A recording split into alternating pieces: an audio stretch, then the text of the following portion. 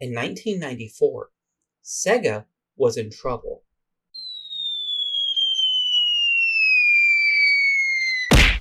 They were preparing for the release of Sonic the Hedgehog 3, but the game was too big to be finished in time for its release date. Rather than delay the game, they split it in two. Sonic 3 would release in February, with its second half releasing in September as its own game, Sonic and Knuckles. But what if you wanted to play the games as they were intended? Well, worry not, dear viewer. They had a solution. Sonic and Knuckles, lock on! By placing the Sonic 3 cartridge inside a special slot on top of Sonic and Knuckles, you would unlock the full game with all the levels from both titles, plus a newly playable Knuckles in Sonic 3. But that's not all. Players who completed Sonic 3 and collected all of the game's Chaos Emeralds were encouraged to find a new set of collectibles, the Super Emeralds, giving them access to the new form Hyper Sonic and the game's true ending. In the years since, we may have moved past having to stack cartridges on top of each other to unlock new content in games, but the tradition of save data bonuses still lives on. Welcome to Space Paranoids. In this series, I'm going to look into the unique benefits and disadvantages that video games have as an entertainment medium.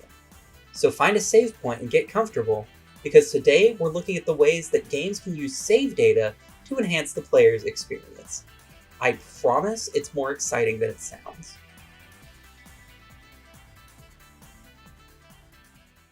How about we stick with Sonic for a little bit longer? If you ask any fan of the Sonic series what they would want to see in a new game, most of them would give you the same answer: the Chao Garden. This surprisingly in-depth virtual pet game was included in both of the Sonic Adventure titles and became a major fan favorite. What's not as well known is the game's companion title, The Tiny Chao Garden. By linking your GameCube to your Game Boy Advance, you could transfer your little friend to a portable version of the Chao Garden in some of Sonic's games on the GBA. This gave you access to mini-games to play with your Chao, and exclusive items that can be sent back to the GameCube. I see that you enjoy Nintendo games.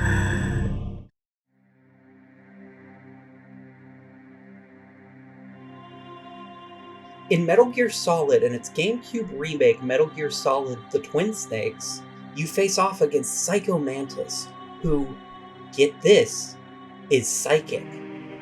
During his boss fight, Psycho Mantis claims that he can read your mind, but instead, he reads your memory card. If he finds data from any of these games, he'll call you out for playing them. It's a perfect example of how the concept can be used to enhance the atmosphere and story of games in a unique way. Hearing a bad guy address the audience directly isn't something you can do as well in a film or a book. Fourth wall breaks like that wouldn't be as impactful if you took away the immersion that comes with interactivity, and could just come across as kind of goofy. This is the textbook example of a save bonus. We could sit here and watch all of this dialogue, but that's boring. And chances are, if you care, you've probably already seen them. If not, you have Google. Look it up.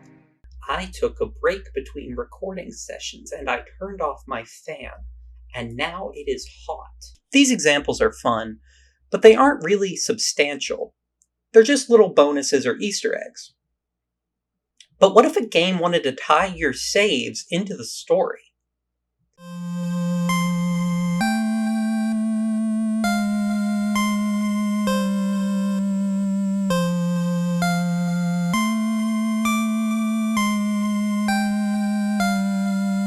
"10 years ago, Undertale released. Fully diving into it would require its own video, so I'll just tell you what you need to know for this one. In Undertale, saving exists in-universe. Certain characters know about saving, and taking a page out of Psycho Mantis' book, can comment on how frequently you saved, and some of them can even comment on actions you took in previous playthroughs. The character Flowey is even able to save and load save states during his boss fight. Ideally, in the future, I could do an entire episode on Undertale, because it's an amazing example of a story that only a video game could tell. And in the time I have for this video, I couldn't do it justice.